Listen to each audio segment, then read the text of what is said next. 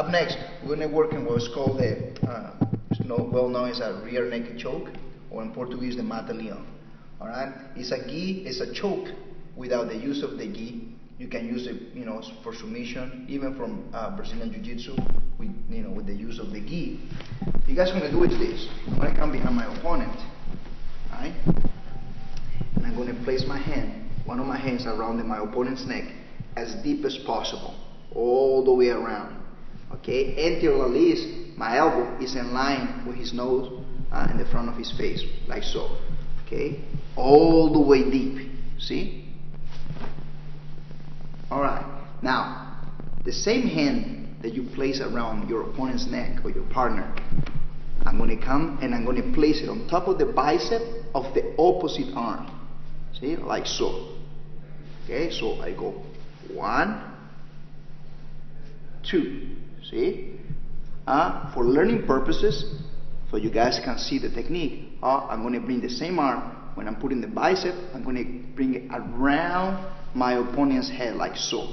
You can keep your hand straight, or you can make a fist. It doesn't matter. What matters is that you want to keep the back of the hand in making contact with the back of his neck. You see? For no reason you're going to do this, okay? Because the tendency is the people, when they do this, they want to try to push their guy's head down, and that's very bad technique. So we go again, put hand on the bicep, come around, or the hand like a knife, or a fist, and place it behind your opponent's neck. Okay? Next, you want to make sure that you bring your head close to his. See? So if I'm over here and the guy is struggling, they're going to try to do all kinds of stuff to be able to escape. Most likely they're going to try to reach over with the hands over to the other side. Yeah, see, and try to peel that hand off. See, there we go, to defend the choke. So what I do is I put my head next to his. Okay, so if he tries to reach over, my hand blocks my arm coming out. Also, if you're in a fight and the guy, try to headbutt you, see, might break your teeth, or he cut you. So you keep the head close to prevent that from happening, you see? Okay, so one more time. I go around the neck, deep as possible. The hand that goes around the neck goes in the bicep. See? And like I said, for learning purposes, I'm going to come around, see? When you guys get better at, you don't want to do this, because eventually he's going to grab your arm, see, and preventing you from choking him. So, eventually you guys are going to go off, see? One motion. But for learning purposes, do it this way, so it'll be easier for you to learn. Okay? So remember, a knife, the back of the hand, behind the neck, or the fist. Okay? Your head close to his to prevent the headbutt or the escape. Alright. Now, how are you going to create leverage? You're over here, see?